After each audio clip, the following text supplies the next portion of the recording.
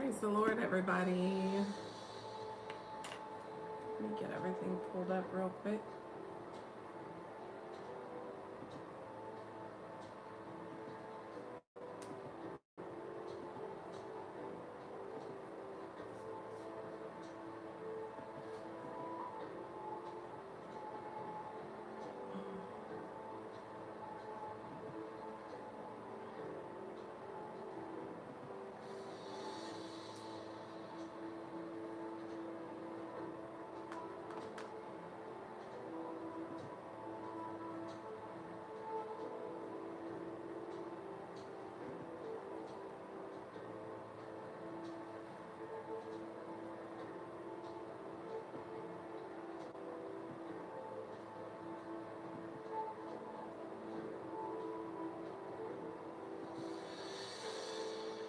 Good afternoon. Good afternoon.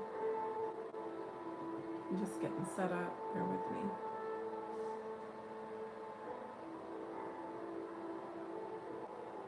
We're on numbers 4 through 8 today.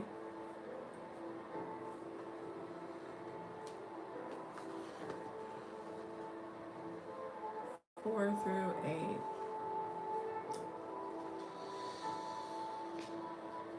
I'm just getting my breakdown pulled up real quick. That way it's already ready and we can read it once we're done reading. I hope that you guys are having a good day.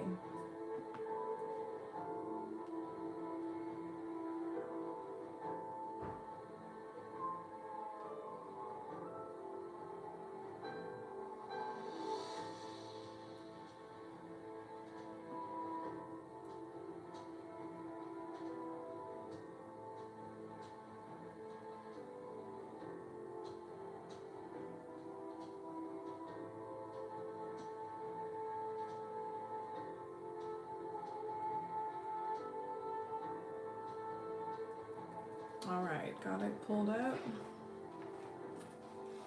And we're going to go ahead and get started on reading.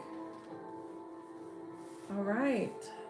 So it says, Then the Lord spoke to Moses and Aaron, saying, Take a census of the sons of Kohath from among the children of Levi by their families, by their father's house, from 30 years old and above, even to 50 years old, all who enter the service to do the work of the tabernacle of meeting. This is the service of the sons of Kohath in the tabernacle of meeting, relating to the most holy things. When the camp prepares to journey, Aaron and his sons shall come, and they shall take down the covering veil and cover the ark of the testimony with it. Then they shall put on it a covering of badger skins, and spread over that a cloth entirely of blue, that they may insert its poles. On the table of showbread they shall spread a blue cloth, and put on it the dishes, the pans, the bowls, and the pitchers for pouring, and the showbread shall be upon it. They shall spread over them a scarlet cloth, and cover the same with a covering of badger skins, and they shall insert its poles. So we've got blue and scarlet and badger skins. And they shall take a blue cloth and cover the lampstand of the light with its lamps, its wick trimmers, its trays, and all of its oil vessels with which they service it. Then they shall put it with all of its utensils in a covering of badger skins, and put it on a carrying beam. Over the golden altar they shall spread a blue cloth, and cover it with a covering of badger skins, and they shall insert its poles. Then they shall take all of the utensils of service with which they minister in the sanctuary, put them in a blue cloth, cover them with a covering of badger skins, and put them on a carrying beam.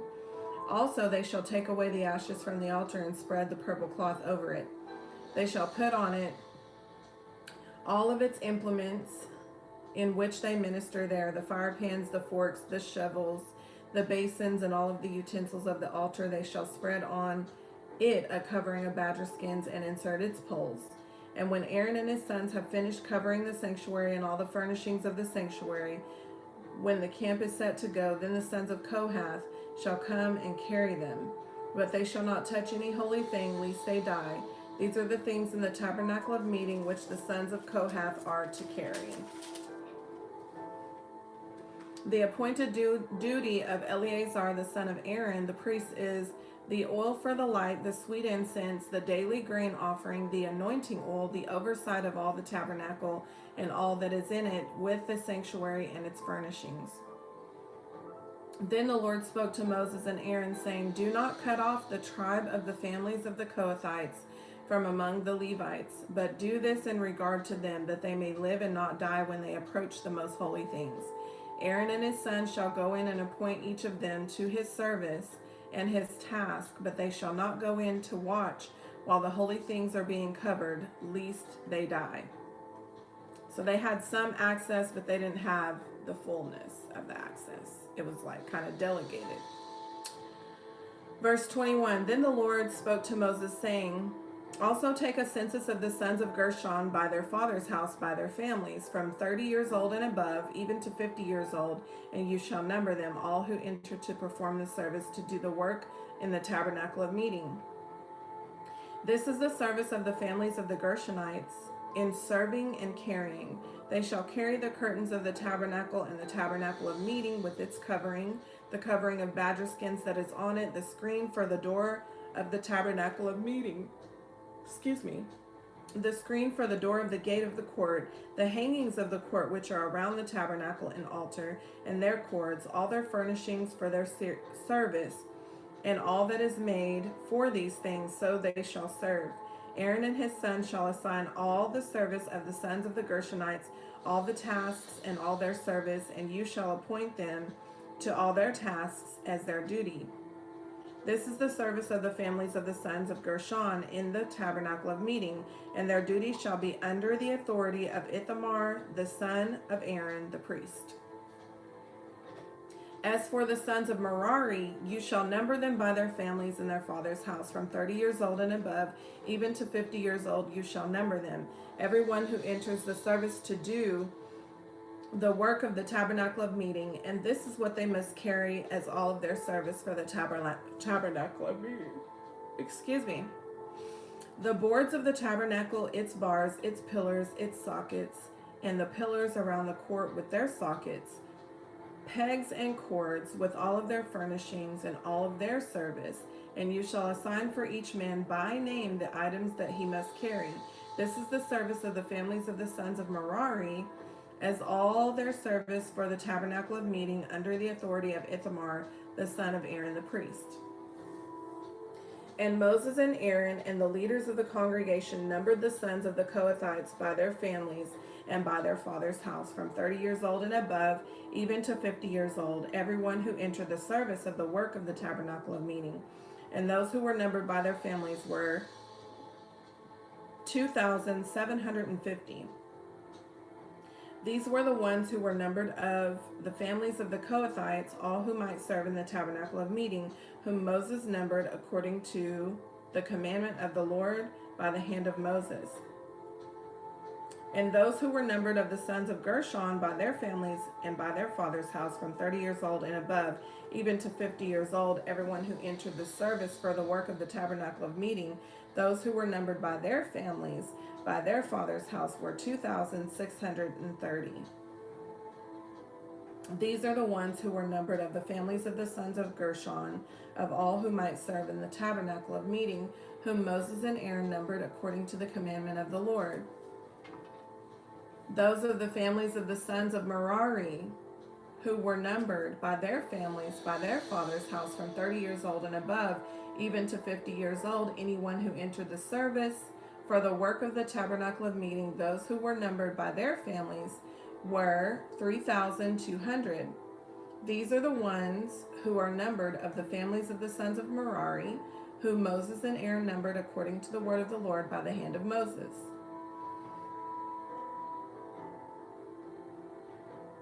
All who were numbered of the Levites, whom Moses and Aaron and the elders of Israel numbered by their families and by their fathers' houses, from 30 years old and above, even to 50 years old, everyone who came to do the work of service and the work of bearing burdens in the tabernacle of meeting, those who were numbered were 580. So that's like the total of all of them. According to the commandment of the Lord, they were numbered by the hand of Moses, each according to his service and according to his task. Thus they were numbered by him, as the Lord commanded Moses. All right, so now we go out of like the numbering and the assignments of the priest and, you know, all of that into more. I think that there's still going to be some things that are numbered, but it'll be different. Chapter 5, the religious social laws. So we're going to talk about the cleansing of the camp and diseased people, the law of restitution, the law of holy things, the law of jealousy, the jealousy offering, the test of jealousy. And then we'll go into chapter 6 and I'll explain 6.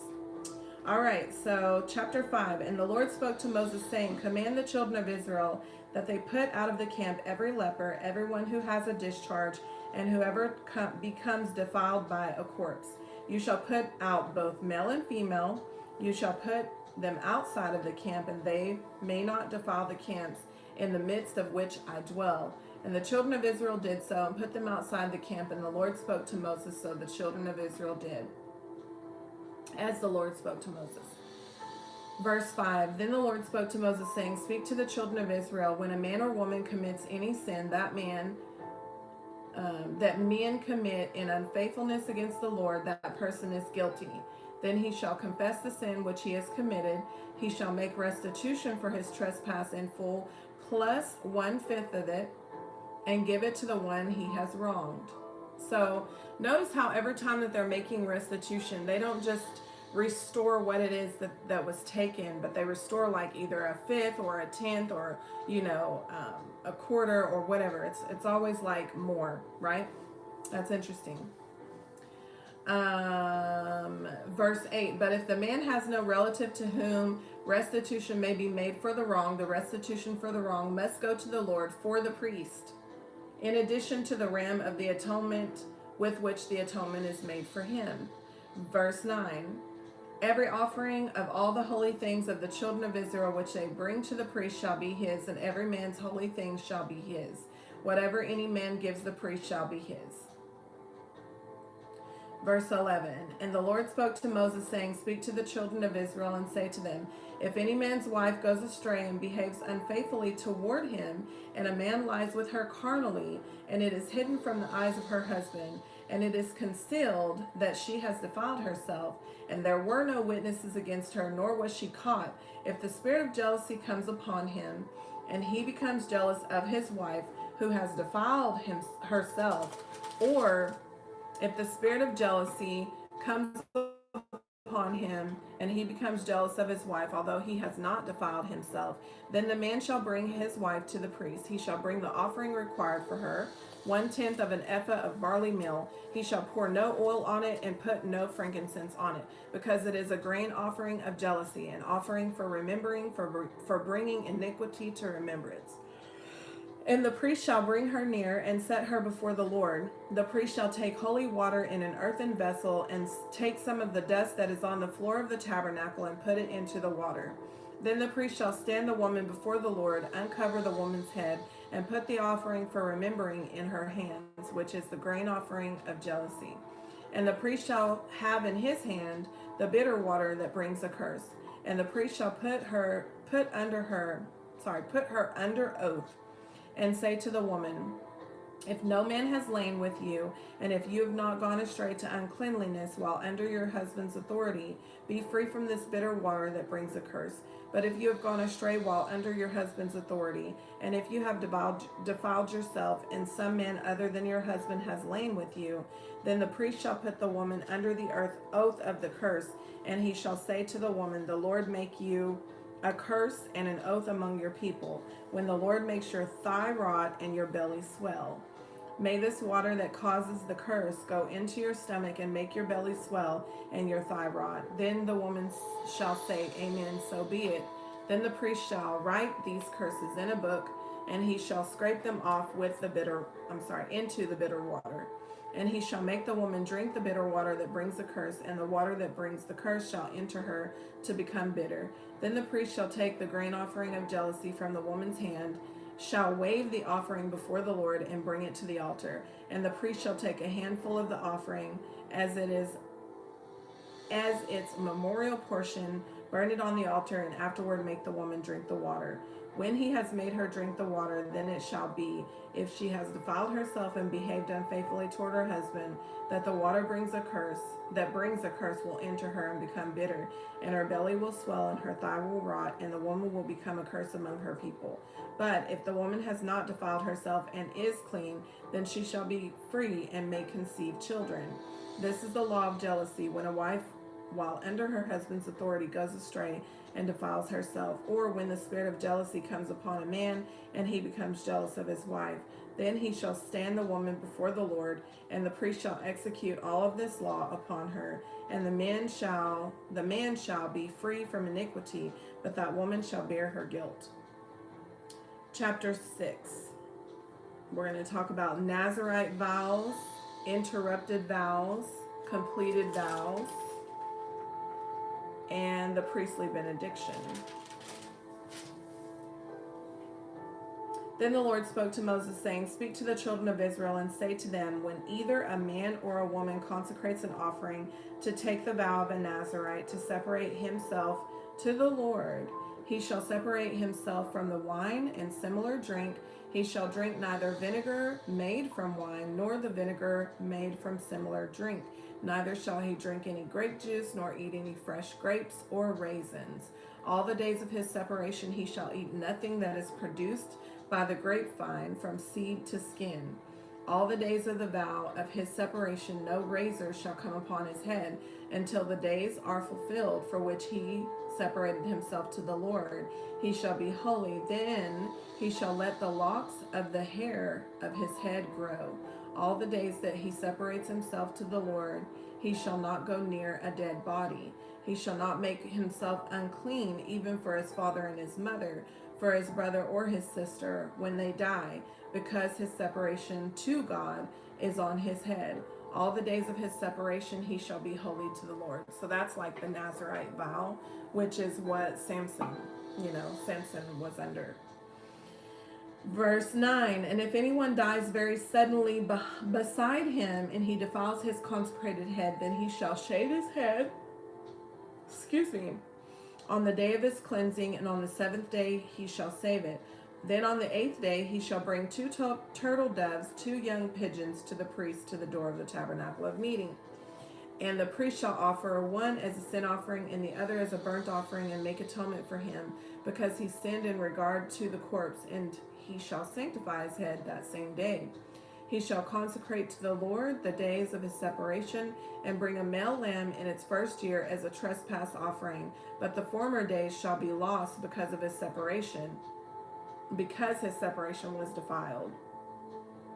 Verse 13, now this is the law of the Nazarite. When the days of his separation are fulfilled, he shall be brought to the door of the tabernacle of meeting, and he shall present his offering to the Lord, 1 male lamb in its first year without blemish as a burnt offering, 1 ewe lamb in its first year without blemish as a sin offering, and 1 ram without blemish as a peace offering. A basket of unleavened bread, cakes of fine flour mixed with oil, unleavened wafers anointed with oil, and their grain offering with their drink offerings. Then the priest shall bring them before the Lord, and offer his sin offering and his burnt offering, and he shall offer the ram as the sacrifice of a peace offering to the Lord with the basket of unleavened bread. The priest shall also offer its grain offering and its drink offering. Then the Nazarite shall shave his consecrated head at the door of the tabernacle of meeting, and shall take the hair from his consecrated head and put it on the fire which is under the sacrifice of the peace offering. And the priest shall take the boiled shoulder of the ram, 1 leavened cake from the basket, and 1 unleavened wafer, and put them upon the hands of the Nazarite after he has shaved his consecrated hair. And the priest shall wave them as a wave offering before the Lord. They are holy for the priest, together with the breast of the wave offering and the thigh of the heave offering after that the Nazarite may drink wine. This is the law of the Nazarite who vows to the Lord the offering for his separation, and besides that, whatever else his hand is able to provide, according to the vow which he takes. He must do so according to the law of his separation. And then, of course, the priestly benediction. And the Lord spoke to Moses, saying, Speak to Aaron and his sons, saying, This is the way you shall bless the children of Israel. Say to them, The Lord bless you and keep you. The Lord make his face shine upon you and be gracious to you. The Lord lift up his countenance upon you and give you peace. So they shall put my name on the children of Israel, and I will bless them. Chapter 7. Chapter 7 is about the religious laws and events. We've got the dedication of the altar and the gift of the 12 teachers, the gifts accepted by Moses, distribution of gifts to the Levites, offerings of the leaders. For the first day, Judah's offering. The second day, Issachar's offering. The third day, Zebulun's offering.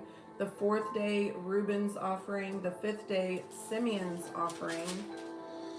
The sixth day, God's offering. The seventh day, Gad's offering, The seventh day, Ephraim's offering. The eighth day, Manasseh's offering.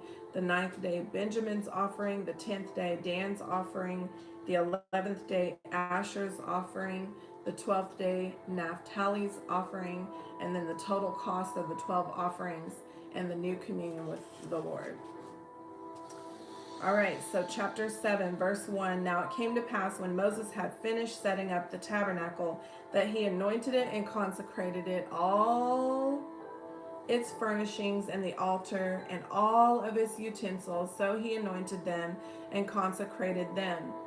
Then the leaders of Israel, the heads of the fathers' houses, who were the leaders of the tribes, and over those who were numbered, made an offering. And they brought their offering before the Lord, 6 covered carts and 12 oxen, a cart for every 2 of the leaders, and each one an ox. And they presented them before the tabernacle. Then the Lord spoke to Moses, saying, Accept these from them, that they may be used in doing the work of the tabernacle of meeting, and you shall give them to the Levites, to every man according to his service. So Moses took the carts and the oxen and gave them to the Levites. 2 carts and 4 oxen he gave to the sons of Gershon according to their service, and 4 carts and 8 oxen he gave to the sons of Merari according to their service, under the authority of Ithamar, the son of Aaron the priest. But to the sons of Kohath he gave none, because theirs was the service of the holy things which they carried on their shoulders. Verse 10, Now the leaders offered the dedication offering for the altar when it was anointed. So the leaders offered their offering before the altar. For the Lord said to Moses, They shall offer their offering 1 liter each day for the dedication of the altar. And the one who offered his offering on the first day was Nahshon, the son of Amminadab, from the tribe of Judah. His offering was 1 silver platter, the weight of which was 130 shekels, and 1 silver bowl of 70 shekels, according to the shekel of the sanctuary, both of them full of fine flour with oil as a grain offering. 1 gold pan of 10 shekels full of incense. 1 young bull, 1 ram, 1 male lamb in its first year as a burnt offering. 1 kid of the goats as a sin offering. And for the sacrifice of peace offerings, 2 oxen, 5 rams, 5 male goats, 5 male lambs in their first year. This was the offering of Nahshon, the son of Amminadab, which is showing here. The first day, Judah's offering was $1,690.15. On the second day, Nathaniel, the son of Zuar, leader of Issachar, presented an offering. For his offering, he offered 1 silver platter, the weight of which was 130 shekels, and 1 silver bowl of 70 shekels, according to the shekel of the sanctuary, both of them full of fine flour, mixed with oil as a grain offering, 1 gold pan of 10 shekels full of incense, 1 young bull, 1 ram, 1 male lamb in its first year, as a burnt offering, 1 kid of the goats as a sin offering, and as the sacrifice of peace offerings, 2 oxen, 5 rams, 5 male goats, 5 male lambs in their first year. This was the offering of Nathaniel, the son of Zuar, which is showing Issachar's offering to be $1,690.15. So far they're matching. Looks like,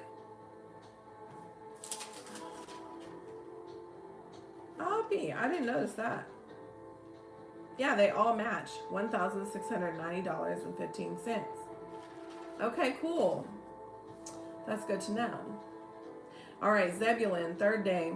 On the third day, Eliab, the son of Helon, leader of the children of Zebulun, presented an offering. His offering was 1 silver platter, the weight of which was 130 shekels, 1 silver bowl of 70 shekels, according to the shekel of the sanctuary. Both of them were full of fine flour, mixed with oil as a grain offering, 1 gold pan of 10 shekels full of incense, 1 young bull, 1 ram, 1 male lamb in its first year as the burnt offering, 1 kid of the goats as a sin offering, and for the sacrifice of peace offerings, 2 oxen, 5 rams, 5 male goats, 5 male lambs in their first year.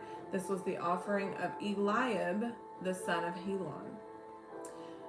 Fourth day of Eleazar, the son of Shadur, leader of the children of Reuben, presented an offering. I think it's Eliezer. Anyway.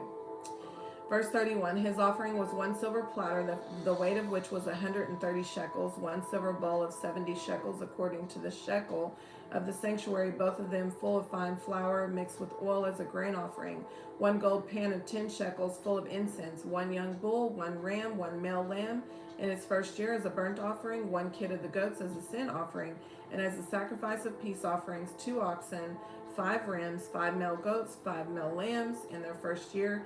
This is the offering of Eliezer, the son of Shadur, which is Reuben's offering.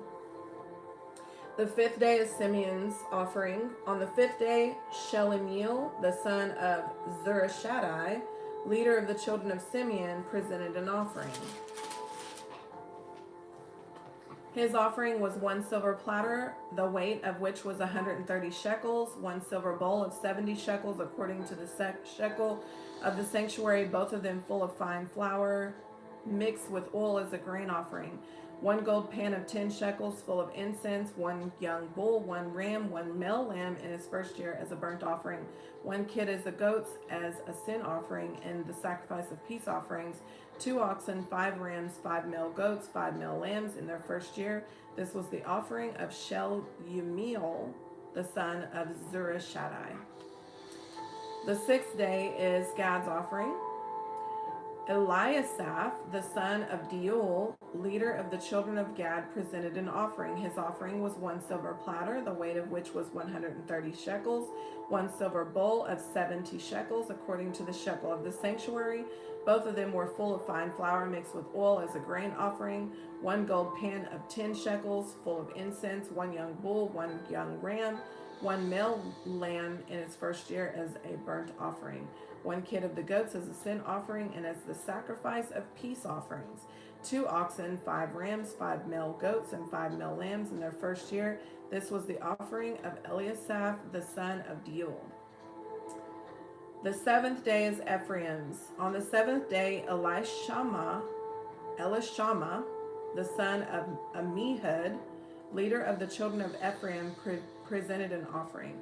His offering was 1 silver platter, the weight of which was 130 shekels, 1 silver bowl of 70 shekels, according to the shekel of the sanctuary, both of them full of fine flour mixed with oil as a grain offering, 1 pan of 10 shekels full of incense, 1 young bull, 1 ram, 1 male lamb in its first year as a burnt offering, 1 kid of the goats as a sin offering, and as a sacrifice of peace offerings, 2 oxen, 5 rams, 5 male goats, 5 male lambs in their first year. This was the offering of Elishama, the son of Ammihud. On the 8th day, Gamaliel, the son of Pedhazur, leader of the children of Manasseh, presented an offering. And it's the same offering, so I'm not going to read that again. And I'm just going to zoom through these because they're all the same. On the 9th day, Abidon, or Abidon, I don't know, I always mix up that, I don't know how to say that one. The son of Gideoni, leader of the children of Benjamin, presented an offering, same offering.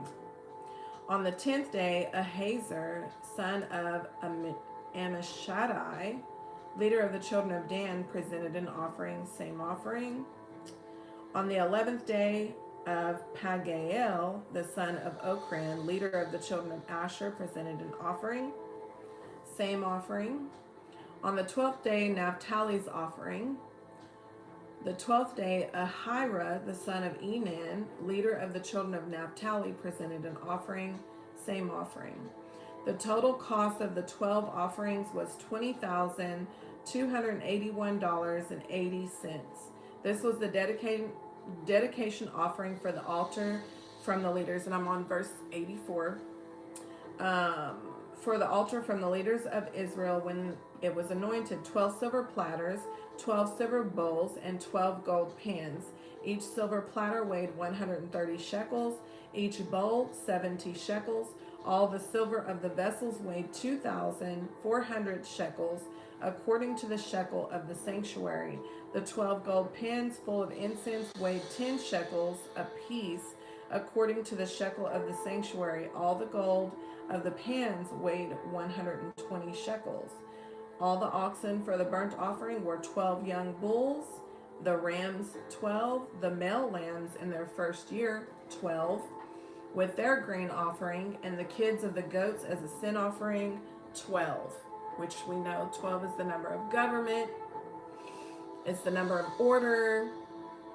You know, all the tribes brought the same thing, which is representative of unity. All the oxen for the sacrifice of peace offerings were 24 bulls, the rams 60, the male goats 60, and the lambs in their first year 60.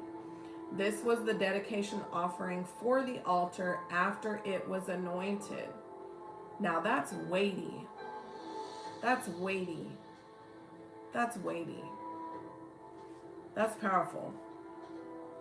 So just think about the sacrifice of Christ and how powerful and how valuable it is. There's no price. Like, this is $20,000, $281.80. But just imagine, like, the sacrifice of Christ, it's priceless. Weighty, weighty, weighty, weighty. This was just to sanctify the altar.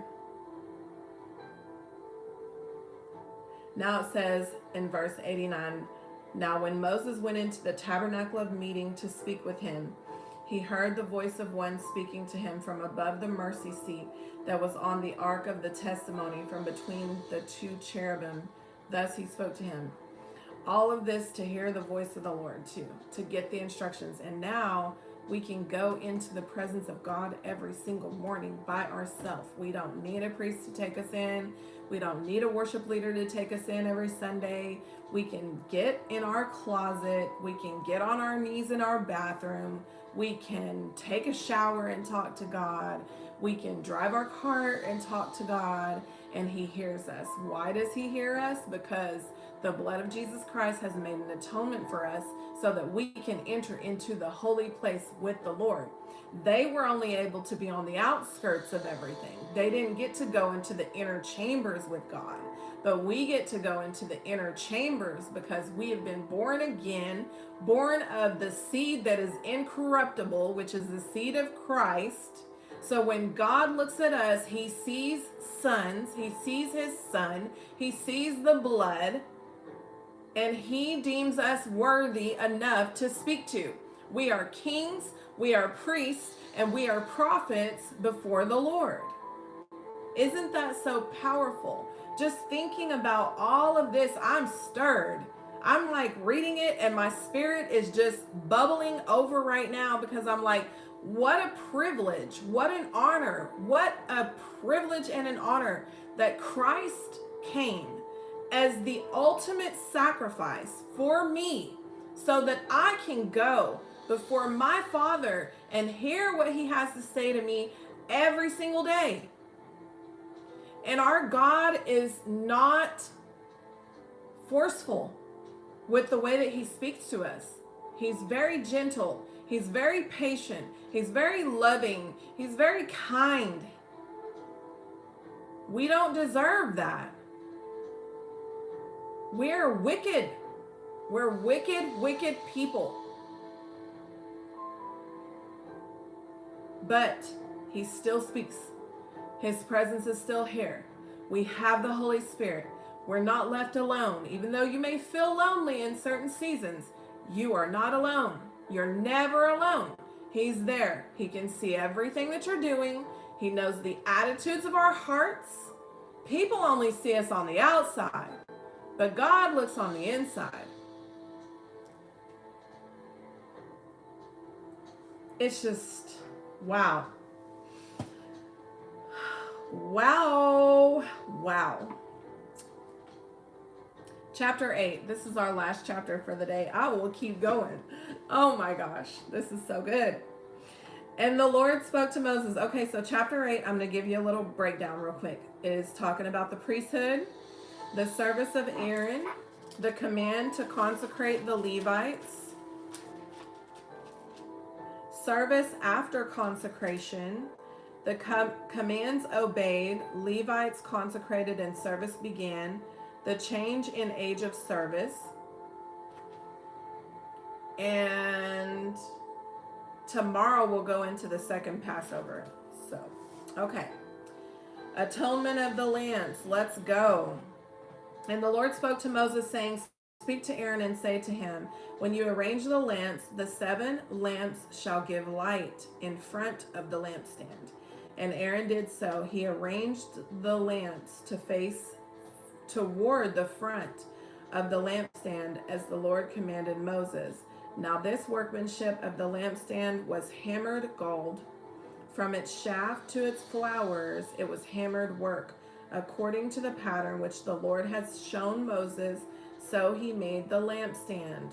So the lampstands that we see now, I don't even think that they even touch what it looked like in the tabernacle, because they're saying that there was hammered gold in certain designs, you know. So verse 5, and the Lord spoke to Moses, saying, take the Levites from among the children of Israel and cleanse them ceremonially.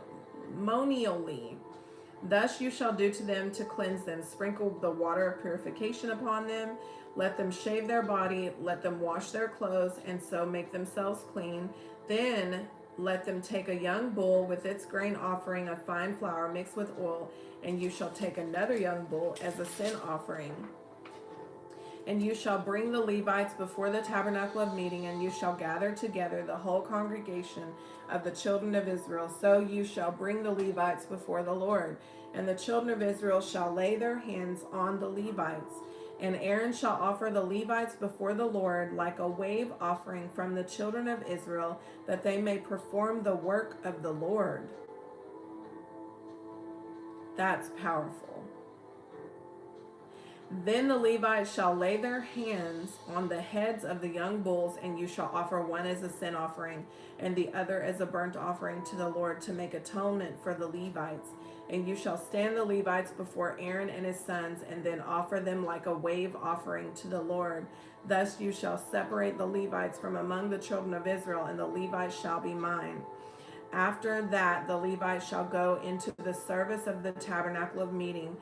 So you shall cleanse them and offer them like a wave offering, for they are wholly given to me from among the children of Israel. I have taken them for myself instead of all who open the womb, the firstborn of the children of Israel.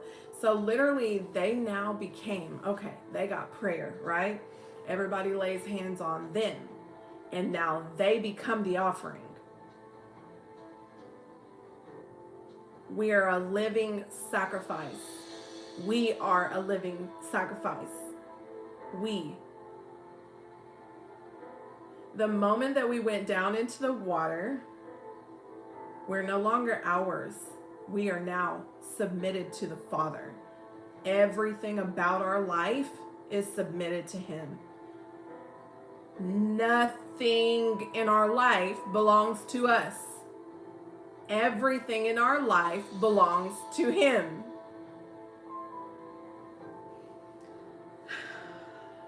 So good. For they are wholly given to me from among the children of Israel.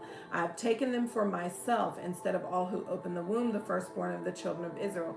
For all the firstborn of the children of Israel are mine, both man and beast, on the day that I struck all the firstborn in the land of Egypt. I sanctified them to myself. I have taken the Levites instead of all the firstborn of the children of Israel, and I have given the Levites as a gift to Aaron and his sons from among the children of Israel to do the work for the children of Israel in the tabernacle of meeting, and to make atonement for the children of Israel, that there be no plague among the children of Israel when the children of Israel come near the sanctuary.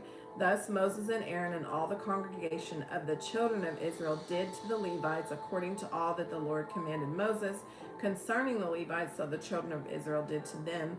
And the Levites purified themselves and washed their clothes, and Aaron presented them like a wave offering before the Lord, and Aaron made atonement for them to cleanse them. After that, the Levites went in to do their work in the tabernacle of meeting before Aaron and his sons, as the Lord commanded Moses concerning the Levites, so they did to him. And then we're also seeing that delegation of authority. They had to be delegated, they had to be consecrated. It's the same way that we are as leaders when we're commissioning people to do a work, right? It's the same situation, but it's just a little different in the Old Testament.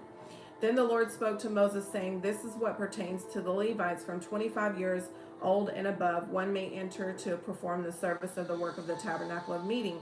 And the age of 50 years, at the age of 50 years, they must cease performing the work and shall work no more, that they may minister with their brethren in the tabernacle of meeting to attend to needs, but they themselves shall do no work. Thus you shall do to the Levites concerning their duties.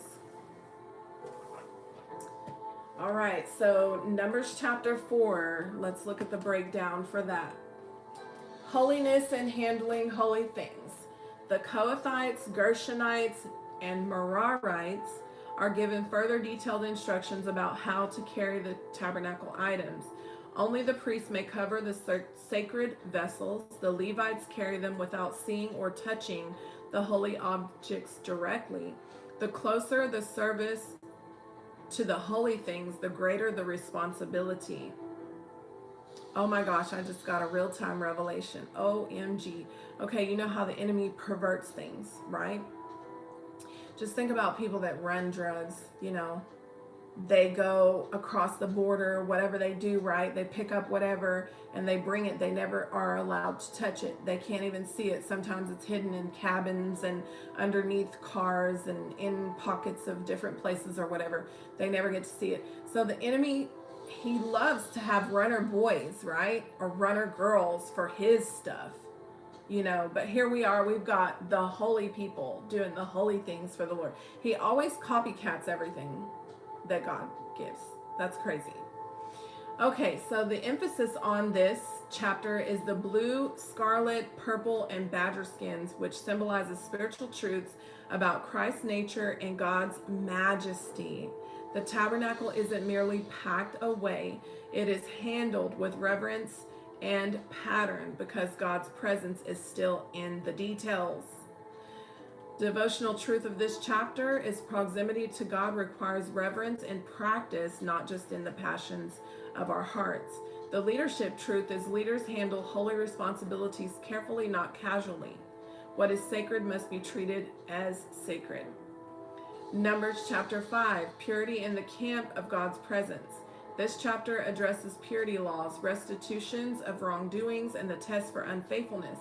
God commands that anything defiled may be removed from the camp so that the people can remain clean where he dwells among them. We know a little bit of leaven, leaven's the whole lump, right? Wrongdoing must be confessed and restored. The faithfulness test is about revealing truth and protecting their marriages from hidden corruption. All right. And then God is not harsh but holy, and the camp must mirror his nature. The process reveals that God sees what is hidden. He heals what is broken and he restores what is lost when the people come into the light. The devotional truth of chapter 5 is purity sustains intimacy with God. Hidden things must be addressed and not carried. Leadership truth of this chapter is leaders create cultures of accountability, transparency, and restoration, not secrecy. Purity preserves the presence of God in all communities. And of course, the summary of the chapters of Numbers 1 through 5 is that chapter 1 is that God numbers and identifies his people. Chapter 2, he arranges the lives of the people around his presence. Remember, all the 12 tribes were around. He assigns spiritual service with purpose. He expects reverence and holy duty, and he commands purity that protects the camp. Then Numbers chapter 6 is about the Nazarite vow, a life set apart. God introduces the Nazarite vow, a voluntary season of consecration marked by 3 disciplines: abstaining from wine, avoiding haircuts, avoiding contact with death. This vow symbolizes total devotion, purity, and separation unto God. It is not a forced vow, but it is chosen. Anyone, man or woman, may enter into that vow. The Nazarite vow represents a deeper spiritual separation. Abstaining from wine represents avoiding worldly stimulants. Untouched hair is yielding to your natural strength in God. Avoiding death is refusing environments that drain your spiritual life. Even the outward signs point to inward holiness. Devotional truth is deeper consecration is always voluntary. God calls us, but we get to choose. The leadership truth is leaders rise when they willingly separate themselves for God's purposes.